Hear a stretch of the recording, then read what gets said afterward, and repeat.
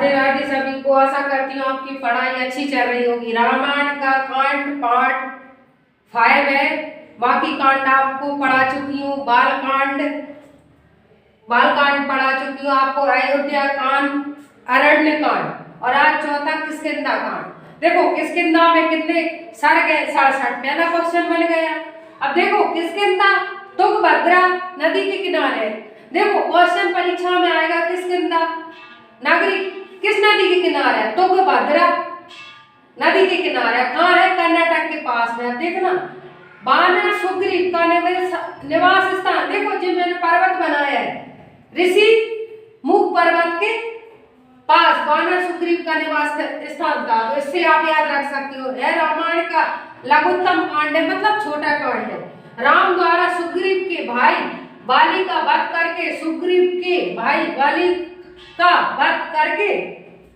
सुग्रीव का राज्याभिषेक करवाना एवं किष्किंधा को राजधानी बनाना। श्री राम ने सुग्रीव के भाई बाली का वध करके और भाई बाली का वध करके सुग्रीव का राज्याभिषेक करवाना और किष्किंधा को राजधानी बनाया था। देखो आपसे पूछ सकता है परीक्षा में कि सुग्रीव का राज्याभिषेक किस कांड में हुआ? किष्किंधा कांड में। सुग्रीव एवं वानरों के साथ मिलकर राम सीता की अन्वेषण की योजना बनाना, मतलब खोज।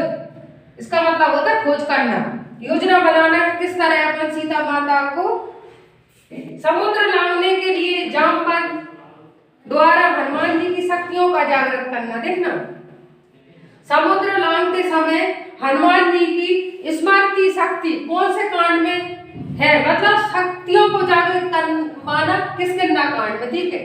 सुग्रीव एवं वानरों के साथ मिलकर राम सीता की अन्वेषण की योजना बनाना, मतलब खोज की। अब देखो यहाँ से कैसे बनते हैं क्वेश्चन।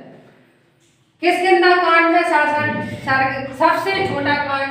अब आपसे परीक्षा में ये भी पूछ सकता है कि किष्किंधा कांड किस में आता है? प्रथम में, द्वितीय में, तृतीय में, चतुर्थी में। तो आपको ध्यान रखना कि किष्किंधा कांड चतुर्थी में आता है, तो चौथा कांड है।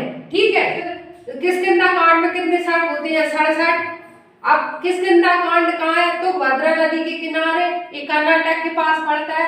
वानर सुग्रीव का निवास स्थान है, ऋषि मुख पर्वत के पास है। ये क्वेश्चन बन गया। रामायण का सबसे छोटा कांड है, लघुत्तम कांड है। राम द्वारा सुग्रीव के भाई का बाली का वध करके देखना सुग्रीव का राज्याभिषेक करवाना और किष्किंधा को राजधानी बनाना। आप देखो प्रश्न बनेगा कि किष्किंधा को राजधानी बनाना कौन से कांड में है? तो किष्किंधा कांड में। सुग्रीव एवं वानरों के साथ मिलकर सीता माता की अन्वेषण की योजना बनाना, मतलब खोज। इसका मतलब होता है खोज करना। समुद्र लांघने के लिए जामवंत द्वारा हनुमान जी की शक्तियों का जागृत करना। अब देखो आपसे क्वेश्चन पूछेगा कि हनुमान जी की शक्तियों का जागृत कौन से कांड में किया है? तो किष्किंधा कांड में। ठीक है। अब आपको किष्किंधा कांड आपको ये रखना है कौन कौन सी बातें आती है। देखो बाल कांड में कौन सी आती है, अयोध्या कांड में कौन कौन सी बातें आती हैं, अरण्य कांड में क्या हुआ था, ये यहाँ पे। और आपसे क्या में पूछ सकता है, 7 क्रम याद रखना है आपको यार। और किष्किंधा कांड कौन से चतुर्थी में आता है? प्रथम, द्वितीय, तृतीय, चतुर्थी। प्रथम में आता है बाल कांड, द्वितीय में आता है अयोध्या कांड, तृतीय में आता है अरण्य कांड और चतुर्थी में आता है किष्किंधा कांड। ठीक है। इसका स्क्रीनशॉट लो। कांड रामायण के कांड कुल 7 है।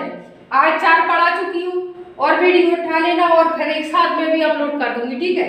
पता ना आएगा आपको सुंदरकांड में हनुमान जी महाराज की बातें मिलेंगी। ठीक है। अब देखो पहला बाल कांड, दूसरा अयोध्या कांड, तीसरा अरण्य कांड, चौथा किष्किंधा कांड, 5वां आपको सुंदरकांड, 6वां आपका युद्ध कांड और 7वां उत्तरकांड। ये ध्यान रखना है। देखना बाल कांड में क्या किया हुआ था, राम भगवान ने क्या दीक्षा ग्रहण की थी बाल कांड में। ठीक है।